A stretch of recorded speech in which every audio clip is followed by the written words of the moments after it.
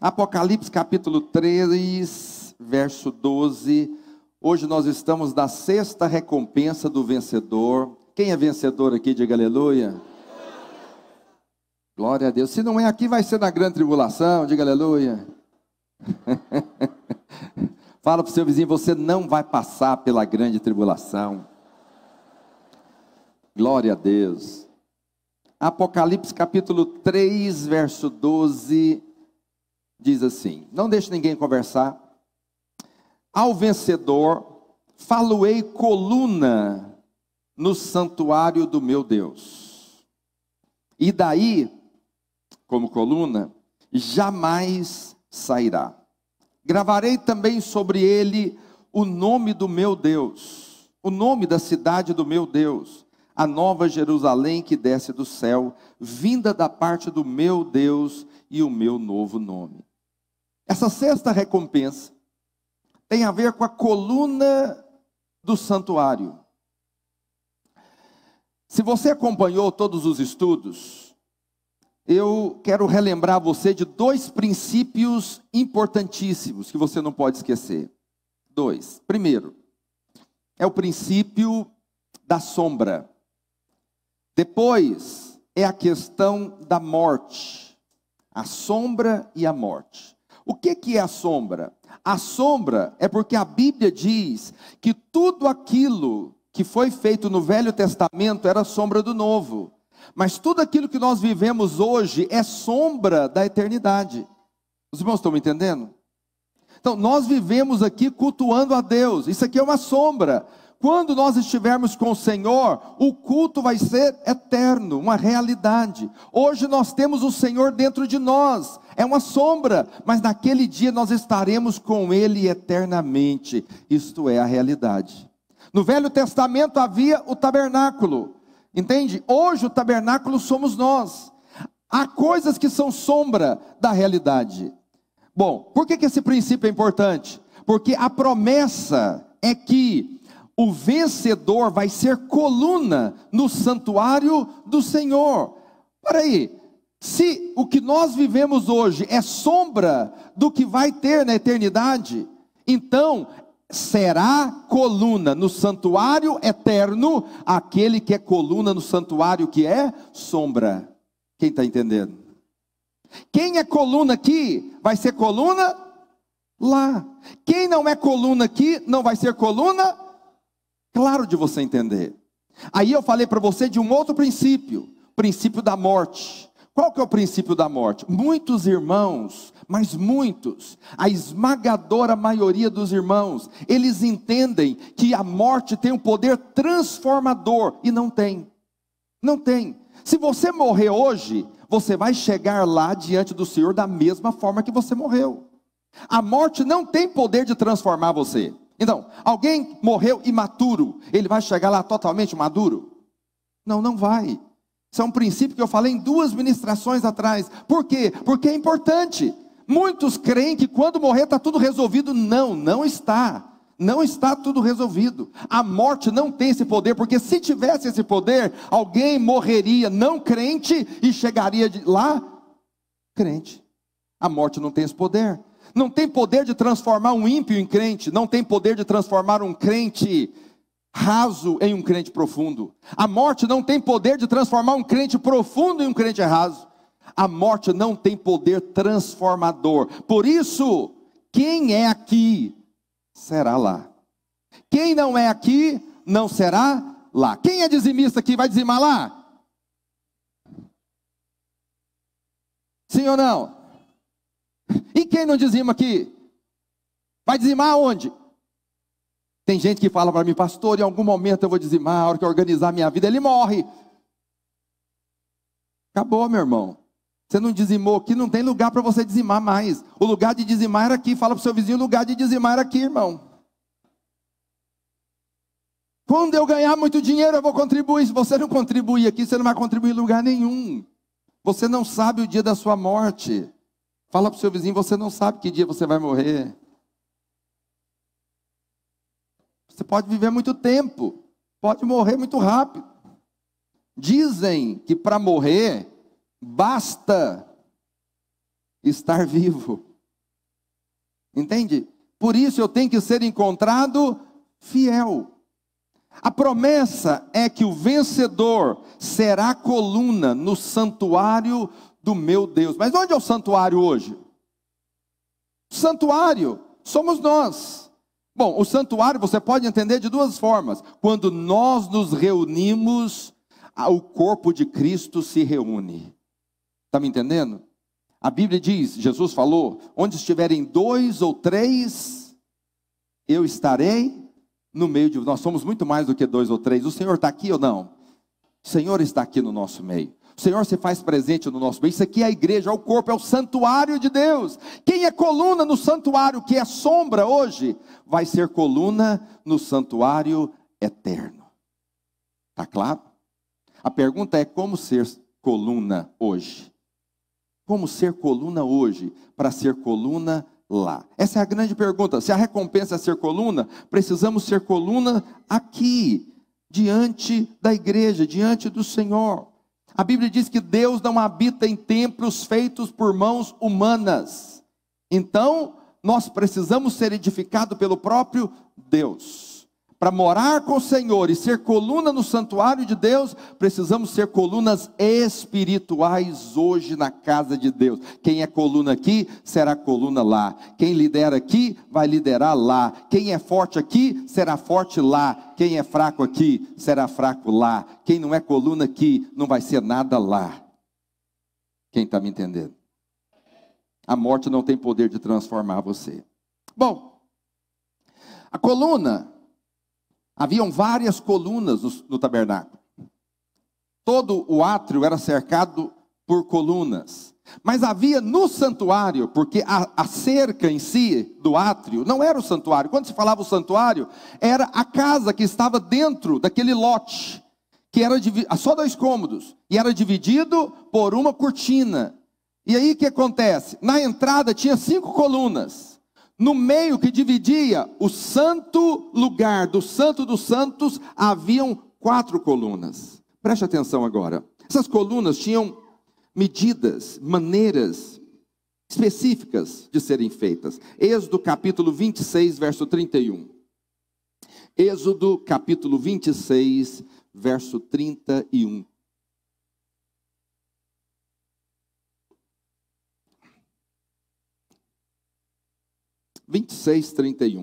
Farás também um véu de estofa azul e púrpura e carmesim e linho fino, retorcido, com querubins o farás de obra de artista. Olha o verso 32.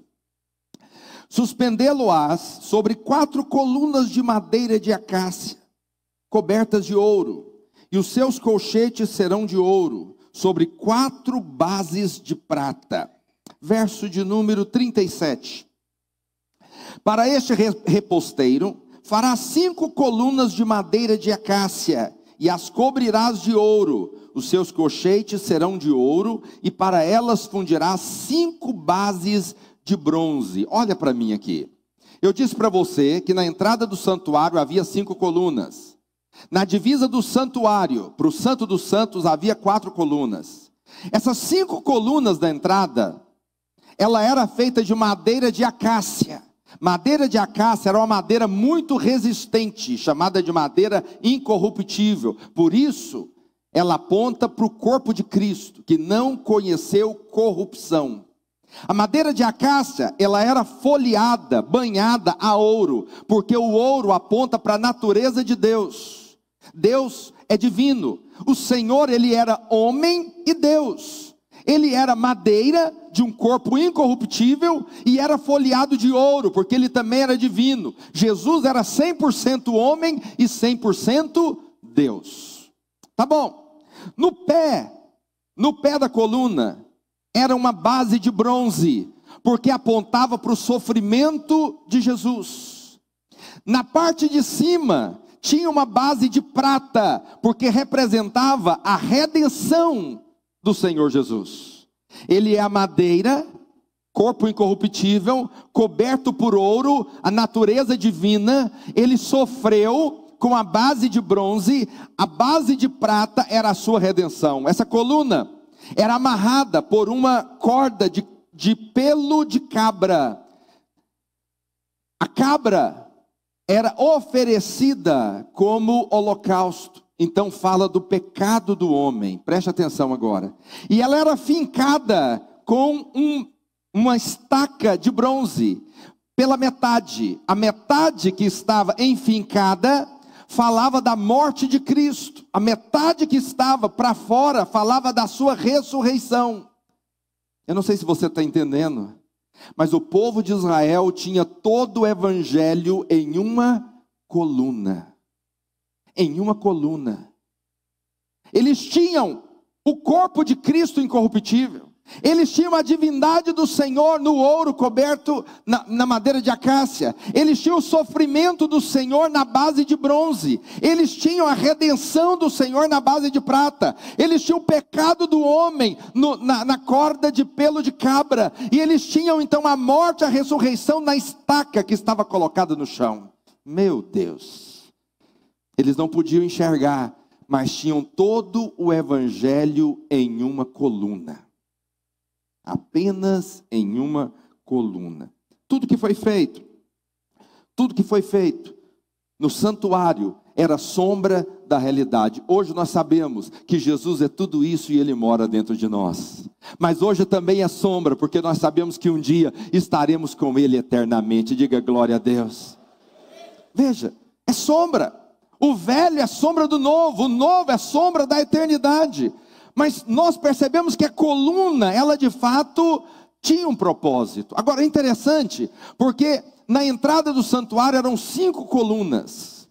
Se nós queremos saber como ser coluna no santuário de Deus, e se aqui é sombra da eternidade, sombra da realidade que virá, e será coluna lá, aquele que é coluna aqui, o que representa então essas 5 colunas? Porque se eu entender essas 5 colunas, eu vou entender como ser coluna aqui. E se eu for coluna aqui, eu serei coluna lá. Quem está comigo até aqui? Essas 5 colunas estão representadas em Efésios capítulo 4, verso de número 11. Efésios capítulo 4, verso de número 11.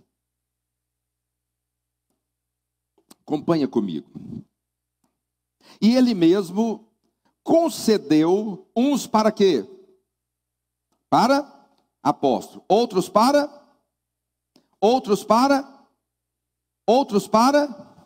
e outros para. Quantos ministérios nós temos aqui? 5. Quantas colunas tinham lá no santuário? 9. Só que nós estamos falando das 5 na entrada. As 4 lá de dentro têm outro significado. Mas essas 5 colunas da entrada representam os 5 ministérios. Preste atenção agora, olha aqui para mim. Esses 5 ministérios estão representados na palma da sua mão. Ministério apostólico é o dedo polegar. Ele toca todos os outros ministérios. Ele pratica todos os outros ministérios. O apóstolo é aquele que tem a sabedoria e o conhecimento de ler a planta da igreja como um todo. Ele sabe a visão. Ele toca todos os outros ministérios. O dedo indicador é o dedo que aponta e diz: assim diz o Senhor. Já recebeu uma palavra assim? Assim diz o Senhor. Tem hora que dá um arrepio, né? E tem uns irmãos tão duros para liberar a palavra profética. Morrerás hoje, diz o Senhor. Tanta coisa boa para dizer. Vai apontar o dedo, falar que vai morrer. Melhor falar que vai viver. Ou seja, que dedo é esse? É o dedo do profeta. Então você tem o apóstolo e você tem o profeta. Aí você tem o dedo maior. Esse dedo maior é o dedo do evangelismo, que toca o mundo todo e toca todas as pessoas. O dedo médio é o pastor, e o dedo menor é o mestre. Ele é pequeno porque ele consegue entrar em lugares que os outros não entram e extrair a verdade. Gostou? Hã? Você tem 5 ministérios na palma da sua mão. Vamos, levanta a sua mão assim, diga. Não vou falar não, você que vai falar.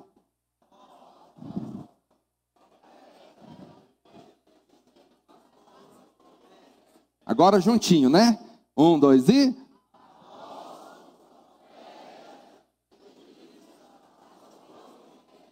Mais uma vez, para ficar bem reforçado.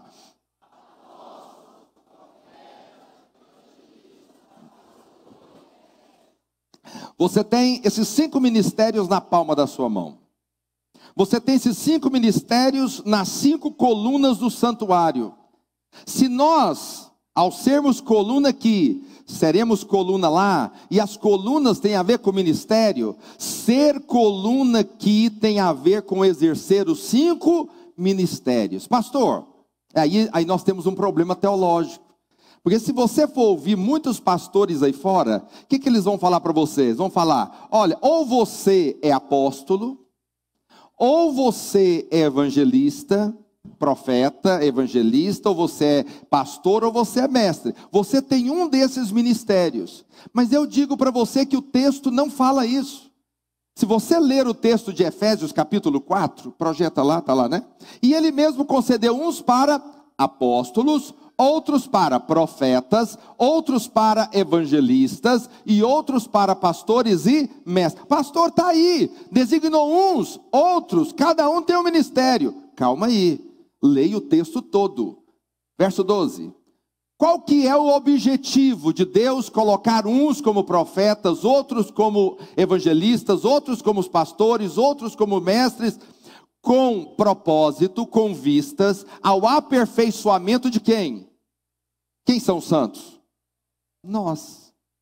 Então, o propósito é treinar todos nós. Para o desempenho do seu, fala para o seu vizinho, tem um serviço para você. Nós temos um serviço. Servo serve. Servo tem um serviço. Nós somos servos de Deus, tem um serviço para desempenhar. Para a edificação do corpo de Cristo. Verso 13.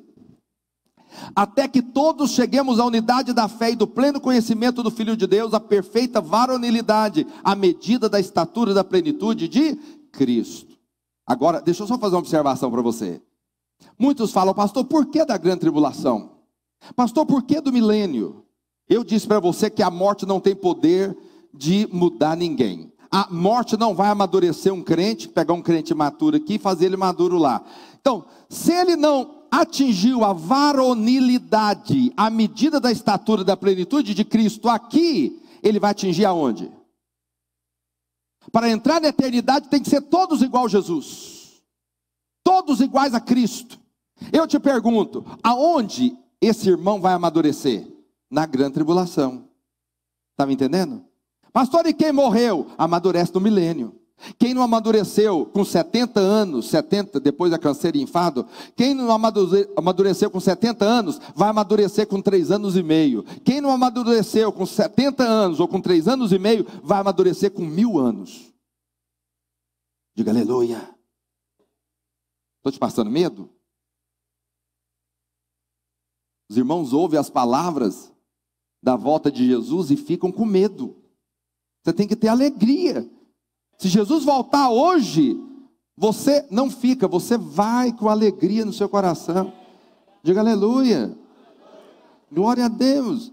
Não tenha temor. Aprenda os princípios e viva esses princípios, que eles vão ser instrumento de Deus na sua vida. Diga aleluia. Então preste atenção. Muitos pastores vão dizer que cada um tem um ministério. Eu estou dizendo para você que não. Agora eu vou explicar para você. Todos nós temos todos os ministérios. Todos nós somos apóstolos. Todos nós somos profetas. Todos nós somos evangelistas. Todos nós somos mestres. E todos nós somos pastores. Só inverti aqui o dedo. Todos nós somos. Pastor, como é isso? Deixa eu te ensinar algo. Já falei isso aqui um tempo atrás. Na graça comum, todos nós temos todos os ministérios. Eu sei que muitas igrejas usam esses ministérios como cargo. Então eu sou ordenado evangelista, depois eu sou ordenado pastor, depois eu sou ordenado apóstolo, depois eu sou ordenado vice-deus, depois eu sou ordenado acima de Deus. É tudo uma hierarquia, né? Tem um pastor que ele foi ordenado apóstolo, e aí ele achou que tinha tanto apóstolo, tão comum. Ele falou, não, vamos me ordenar a pai apóstolo. Aí ele foi ordenado pai apóstolo. Mas aí ele falou, não, mas minha mãe não é nada. Minha mãe tem que ser algo. E aí ordenou a mãe dele matriarca do útero sagrado. Falei, meu pai, daqui uns dias é ordenado vice-deus. E daqui uns dias acima de Deus. Alguns acham que isso é cargo na igreja, mas não é. Não é por quê? Porque na graça comum nós exercemos tudo. É um treinamento para o desempenho do serviço dos santos. Mas muitos de nós temos graça especial num desses ministérios. Todos nós temos que evangelizar, diga glória a Deus. Mas você conhece algum irmão que ele é evangelista nato? Conhece ou não? Eu conheço. Eu conheço gente que aonde ele passa sai convertendo todo mundo. Eu tenho a capacidade de entrar num avião aqui e ir até Manaus sem conversar com ninguém do meu lado. E olha que daqui em Manaus é uma luta. Daqui em Macapá, meu pai, vou sem conversar com ninguém, com um livro na mão, um tablet. Pois eu conheço irmãos que eles sentam no lado e falam, é só estar indo para onde? Eu estou indo. Mas nasceu aonde? Aqui começa um assunto e vai, o negócio rende. Daqui a pouco tem alguém confessando Jesus, porque é evangelista nato. Os irmãos estão me entendendo? Esse irmão que tem uma graça especial para evangelizar, o que ele tem que fazer conosco? Ele tem que nos ensinar, nos treinar a sermos evangelistas. Quem está me entendendo? Você tem irmãos que são mestres, que eles estudam a Bíblia, conhecem a Bíblia. O que esses irmãos têm que fazer? Eles têm que nos ensinar a conhecer a palavra. Quem está me entendendo? Tem irmãos que são pastores, eles sentam, aconselham, sabe, oram, visitam. Eles têm que ensinar os outros irmãos a serem pastores também. Quem está comigo aqui? Na graça comum, todos nós temos os 5 ministérios. Na graça especial, talvez você vai ter uma graça especial em um deles. Tem irmãos que eles têm habilidades de profeta muito fortes. Mestres, pastores, muito forte na vida deles. Esses irmãos que têm graça especial deveriam treinar toda a igreja ao desempenho do serviço dos santos. Quem está me entendendo? Então, se esses ministérios, se essas colunas são os 5 ministérios, e se nós, desenvolvendo os ministérios aqui, seremos as colunas lá, precisamos praticar esses ministérios, precisamos colocar em prática. Por isso, não deveria ter crentes parados no nosso meio. Quem está me entendendo? Aí você fala, pastor, quer dizer que eu tenho que ser um líder de célula? Não, eu acho que todo crente deveria almejar ser um líder de célula. Mas você pode ser uma coluna sem ser líder de célula, pode ou não pode? Pode. Você pode estar na sua célula e você ser um mestre, você ser um pastor, ser um evangelista. Vamos pensar nos ministérios aqui funcionando na sua vida. Você vai e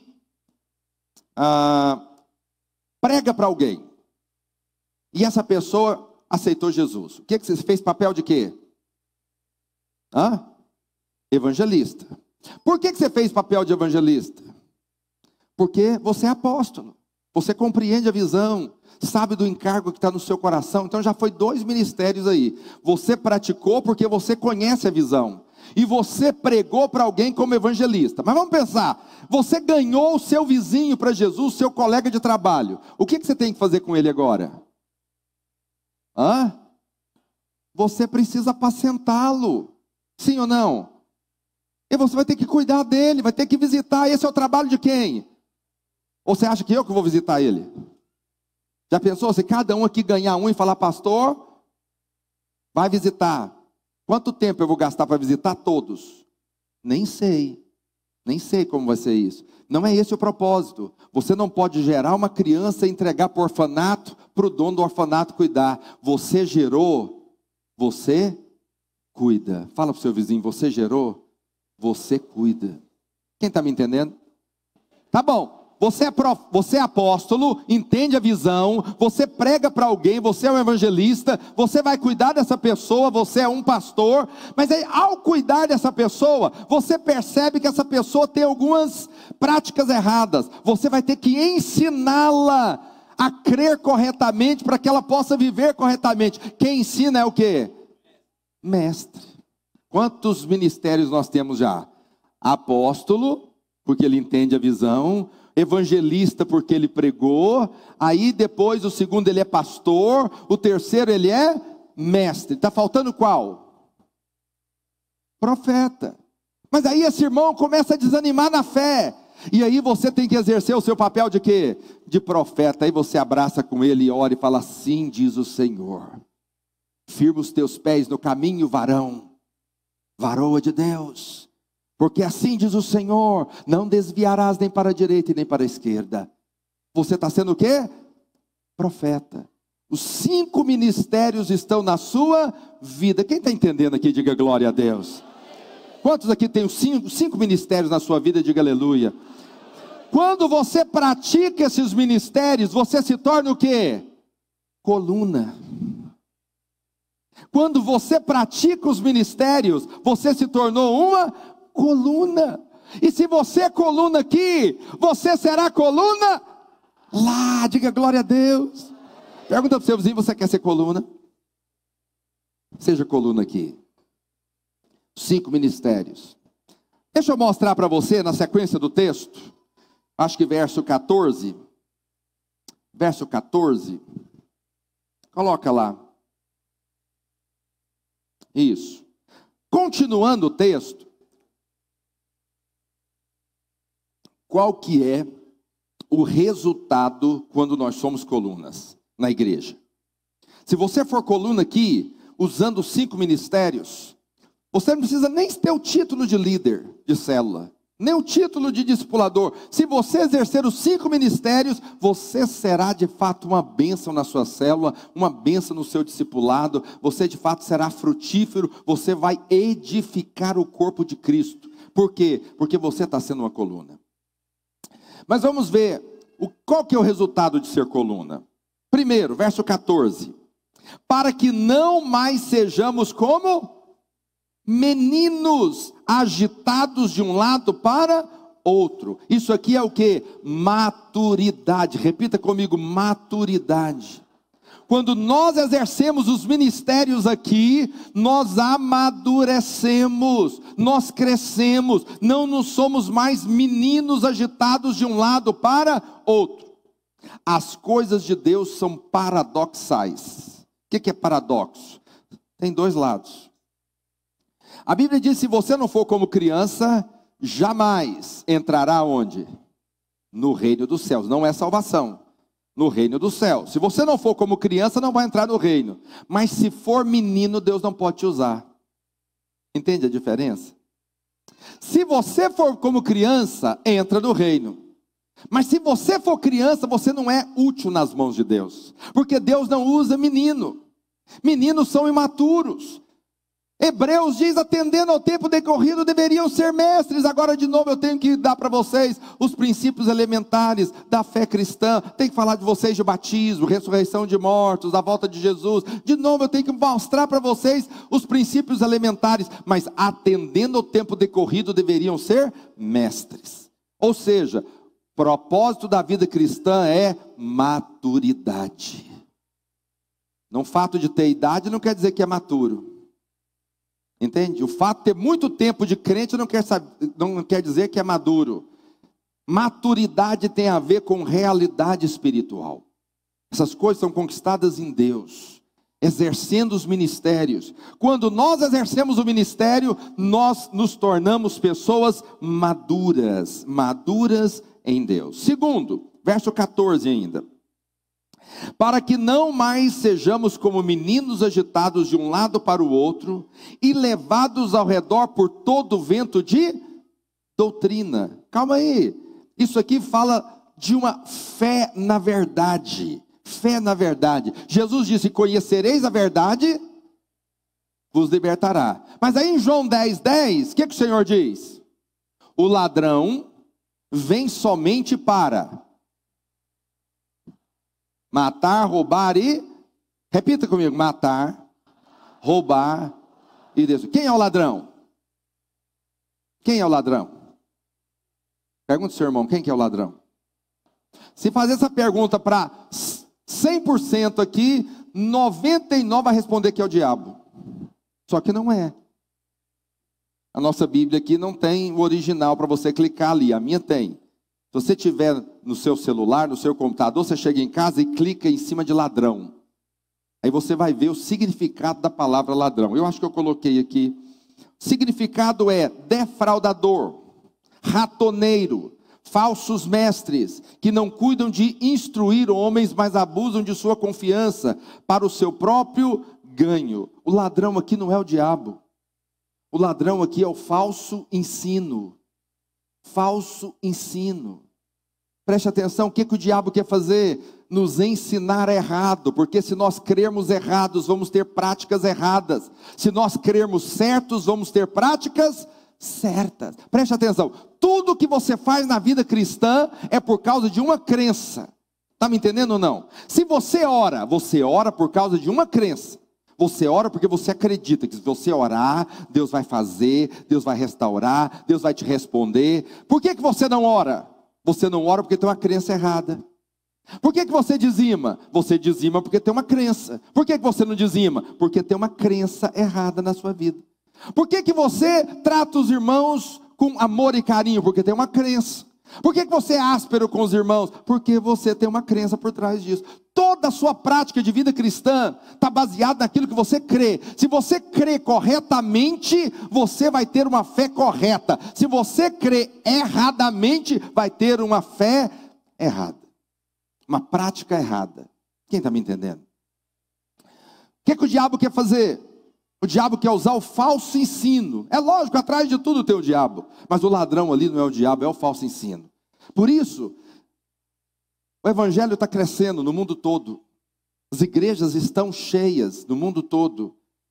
O problema não é a igreja estar cheia ou vazia. A questão é que tipo de gente nós temos dentro das igrejas. Que tipo de crença nós temos dentro das igrejas. Gente que tem que passar no sal grosso. Gente que tem que passar numa porta, para a porta se abrir. Gente que tem que levar uma chave para destrancar a bênção de Deus. Gente que tem que dar uma oferta para comprar a bênção do Pai. Ou seja, gente que depende de um intermediador entre nós e Deus. O falso ensino tem detonado a vida de muitos crentes. Por quê? Porque não creem corretamente. Nós precisamos de uma crença correta para ter uma prática correta. Por isso a Bíblia diz: para que não mais sejamos como meninos agitados de um lado para outro e levados ao redor por todo o vento de doutrina.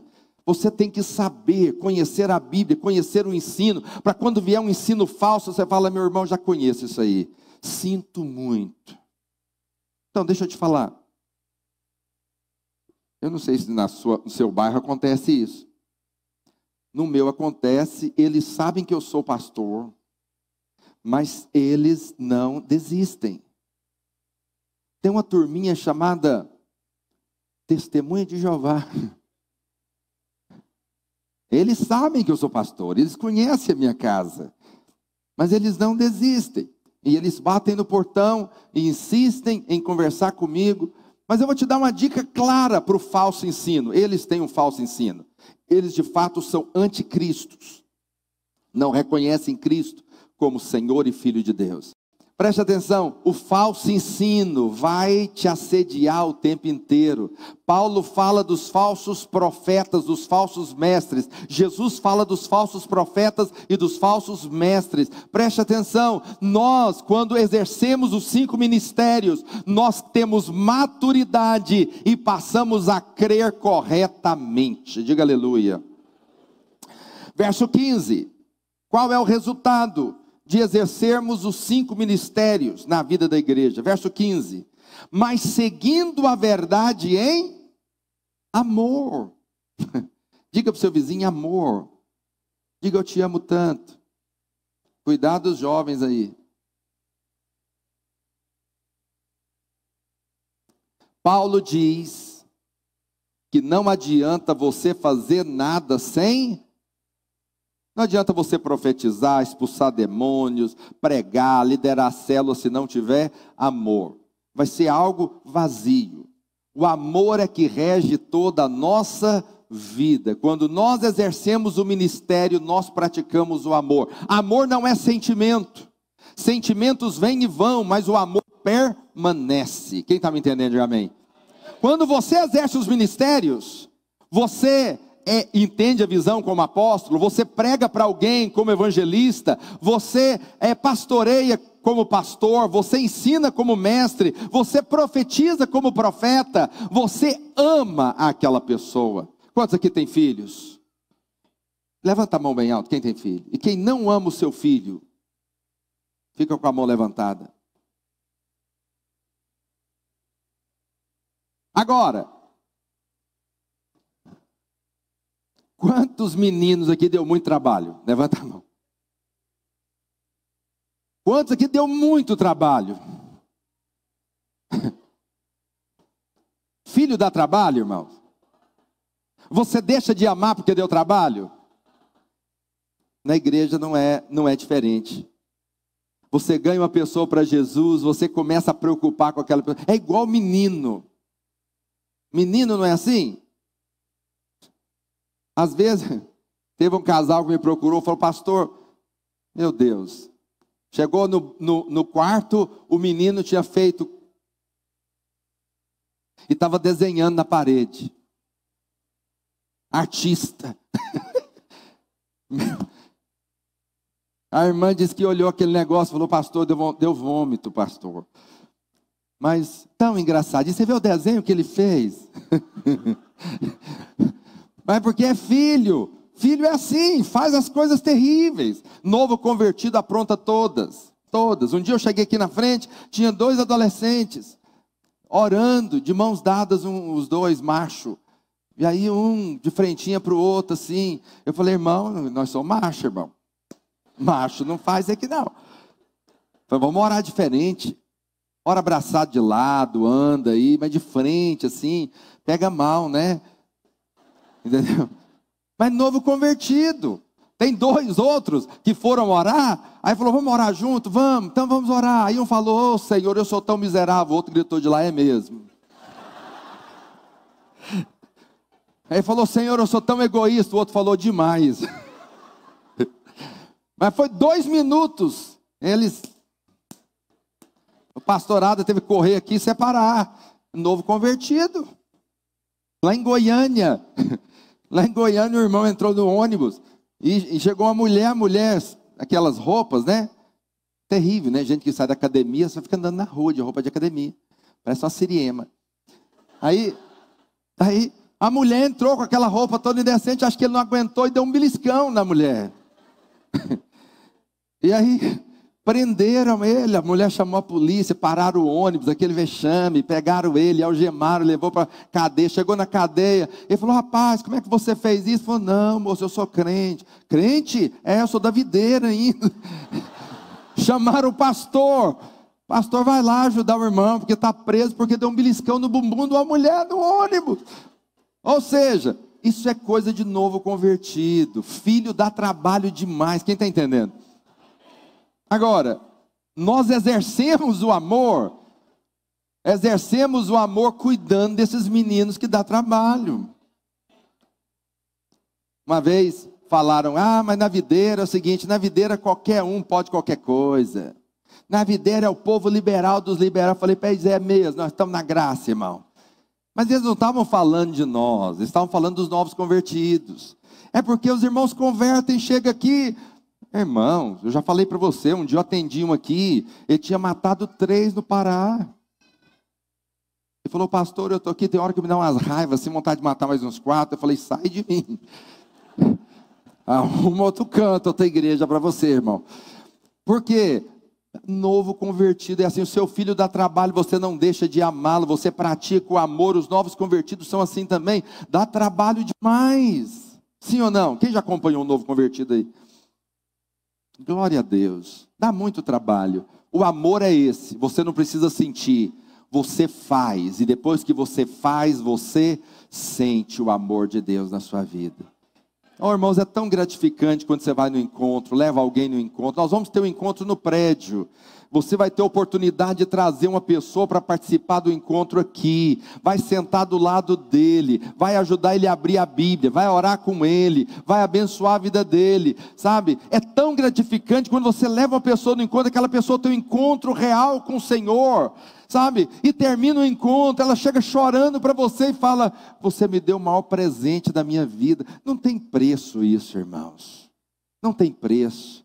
Por isso, preste atenção que as coisas do vencedor não são visíveis. O que o Senhor falou? Não ajuntem prata e ouro, coisas que a prata te roubam e as traças come. Essas coisas são passageiras, mas ajunte para vós tesouro no céu, que ninguém pode roubar. Quem pode roubar a conversão de uma pessoa, irmãos? O meu carro pode ser roubado, a minha casa pode ser tomada, tudo que eu tenho pode ser levado, mas as almas que eu ganhei, que eu edifiquei, que eu ensinei, que eu pastoreei, que eu profetizei, ninguém pode roubar. Por isso que o vencedor, que vai ser coluna lá, é aquele que exerce os ministérios aqui. Está me entendendo? Segue a verdade em amor. Verso de número 15 ainda. Quarto. Mas seguindo a verdade em amor, cresçamos em tudo naquele que é o quê? Cabeça. Fala para o seu vizinho, você tem que crescer em tudo. Em tudo. Falou tudo para ele? Fala, você tem que crescer em tudo. Porque tem irmãos que quer crescer só numa área. Não, tem que crescer em tudo. Tem que crescer no louvor, sim ou não? Mas tem que crescer na palavra. Tem que crescer na adoração, mas tem que crescer na contribuição. Quantos querem ser os maiores dizimistas dessa igreja? Diga aleluia. Eu estou orando para ser o maior dizimista dessa igreja. Não sou ainda, porque tem um irmão aqui que está difícil. Está difícil ganhar dele. Mas eu estou escrevendo meus livros. Em algum momento, meu livro vai vender um monte aí. Eu vou ser o maior dizimista dessa igreja. Mas eu tenho alegria em poder contribuir. Essa alegria tem que estar na sua vida também. Preste atenção, quando nós crescemos, precisamos crescer em tudo. Naquele que é o cabeça, ele está falando do corpo. Jesus é o cabeça do corpo. Nós temos que crescer em tudo na igreja, na obra de Deus. Tem que crescer, crescimento constante. Quem para de crescer, o diabo o alcança. Está me entendendo ou não? Quando o povo saiu de Israel, do Egito, rumo à terra prometida, o primeiro obstáculo que eles tiveram foi qual? O Mar Vermelho. Sim ou não? Quando eles saíram, Faraó pegou o seu exército, se arrependeu e foi atrás do povo. Preste atenção. Eles estão encaminhados rumo à terra prometida. Se eles estão encaminhados, não tem como o diabo, na figura de Faraó, atingi-los, chegar até eles. Mas, se eles param e não provam do milagre do mar se abrir e eles atravessarem em seco, ao parar, Faraó os alcançaria. Crente parado tem o inimigo morando ao lado. Preste atenção no que eu estou te falando. Crente parado tem o inimigo morando do lado. A nossa vida é como tanque que o anjo vinha uma vez por ano e agitava a água, e todos aqueles, o primeiro que entrasse dentro da água era curado. Isso acontecia no Velho Testamento, quando Jesus chegou era assim. E aí naquele momento que Jesus sentou na beira do poço, tinha um homem com anos que não podia entrar no poço. E aí ele falou, por que você não entra? Ele falou, porque quando a água é agitada, o primeiro pula, e eu sou aleijado, eu não consigo. Quando eu consigo subir no muro, na beira, o outro sobe antes de mim. Ele não percebeu que naquele momento, o principal dos anjos estava sentado ao lado da beira do poço. E iria agitar a água para que ele pudesse levantar e sair andando. E naquele momento ele foi curado. Preste atenção, a nossa vida é como a água. Água parada, o que acontece com água parada, irmãos? Aqui em Palmas, água parada. Eu vim conhecer dengue para cá, chikungunya, calazar. Nunca tinha ouvido falar de calazar. Vim ouvir falar de calazar nessa cidade. Preste atenção, água parada apodrece. Água parada dá bicho. Vida de crente parada é cheia de demônios, irmãos. Mas crentes que têm a vida agitada, servindo a Deus, profeta, evangelista, pastor, mestre, a vida dele tem uma agenda corrida com a casa de Deus, com as coisas de Deus, com a célula, com o churrasquinho, com os irmãos, amando os irmãos, e a fumaça está subindo, e a música está tocando, e ele passa da casa de um para levar o outro, e traz um para o culto, e a coisa está acontecendo. O diabo não tem lugar na vida dele. Está me entendendo ou não? Pergunta para o seu vizinho, como é que vai a sua vida aí? Parada ou agitada?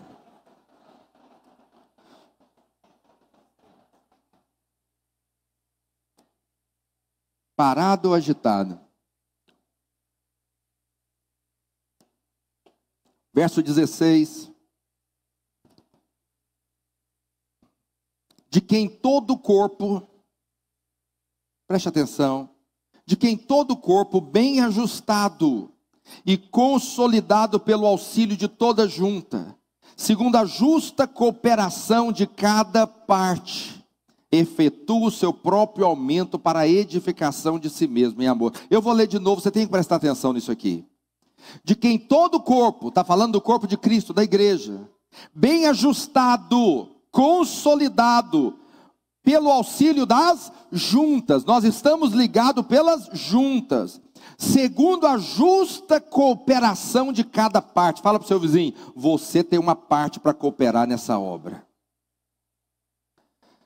Quando o corpo está ajustado, o que acontece? Efetua o seu próprio aumento para a edificação de si mesmo em amor. Quando nós fluímos dos 5 ministérios, nós somos uma igreja unida, cheia de unidade. Unidade. Unidade. Tem algo pior do que uma igreja desunida? Você chega aqui na frente como pastor e fala, irmãos, agora nós vamos fazer isso e aquilo. E aí o irmão fala, eu não vou fazer, não, eu vou fazer outra coisa e tal. Aonde nós vamos? A força da igreja está na sua unidade. Você tem uma família. Se a sua família for unida, você potencializa a força. Quando vocês são divididos, não tem força, tem fraqueza. A força da igreja está na unidade. Olha para uma célula que eles são unidos. Quando o povo se levantou, e o intento era ruim, levantou para construir uma torre, a Torre de Babel, e eles queriam governar o universo, descobrir como governar o universo. Era uma torre de astrologia. E eles queriam então, através dos astros, descobrir como governava o universo. O intento era ruim. Mas o que Deus falou a respeito deles? Esse povo é um. E agora não haverá impossíveis para eles, porque eles são um. Quando nós exercemos os ministérios, nós nos tornamos um corpo, bem ajustado, vinculado e consolidado pelo auxílio das juntas. E isso então leva-nos ao aumento, ao crescimento do corpo de Cristo. Fala para o seu vizinho, você precisa ser ajustado. Deixa eu te dar uma palavra de Deus aqui. Você é membro do corpo de Cristo, diga glória a Deus. Todas as vezes que você encontrar alguém falando diferente, repreenda-o em nome de Jesus. Repreenda. Fala, irmão, aqui nós não falamos dessa forma. Aqui nós não falamos de liderança. Aqui nós não falamos dos irmãos. Aqui nós não tocamos na vida dos irmãos. Aqui nós amamos uns aos outros. Quem está me entendendo? Repreenda. Repreenda. Não precisa fazer igual Jesus fez. Não, arreda Satanás. Mas repreenda. Fala, irmãos, não é assim que nós praticamos. Lá no mundo é assim, um puxando o tapete do outro, falando mal do outro. Aqui na igreja nós somos diferentes. Quem está me entendendo, diga aleluia. Rapidamente para terminar. Rapidamente. Deixa eu te dar uma ilustração rápida para nós encerrarmos. Quem é coluna aqui vai ser coluna lá. O que é uma coluna numa construção? Tem construtores aqui? engenheiro, arquiteto, mestre de obra. Coluna, não deixe ninguém conversar, estou encerrando. Coluna é a parte mais forte da construção. O que é a coluna? Parte mais forte da construção. Entendeu? A coluna, ela sustenta a obra. Ela é a parte forte. Por isso que eu disse para você em Apocalipse capítulo 12, que a mulher está grávida do filho varão, e quando a mulher dá à luz, o filho varão é arrebatado para Deus, porque o filho é a parte forte, a mulher é a parte fraca. O vencedor, que será a coluna lá, é que ele é forte aqui. Eu acho terrível crente escandalizado. Crente que escandaliza para mim é fariseu. Pastor, eu estou escandalizado. Você viu o pastor que caiu? Fariseu de marca registrada. Pelo amor de Deus, você conhece a sua carne. Você está preocupado com a carne do outro? Quando Deus chamou Moisés, falou para ele, mete a mão no peito, meu amigo. Pá, tirou a mão estava leprosa.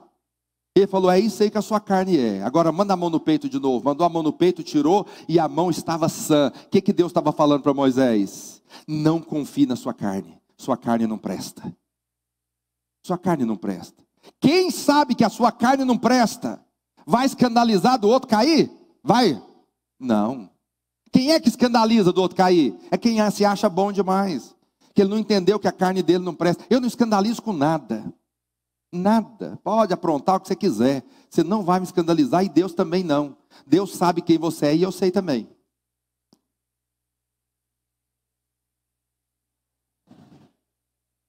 E eu vou te falar, muita gente perto de você sabe quem você é também.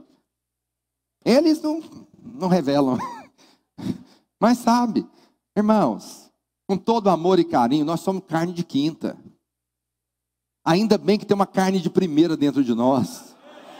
Nosso sangue não é azul inglês, não. Nosso sangue é vermelho do Cordeiro que derramou seu sangue lá na cruz. Tem um Deus morando dentro de nós.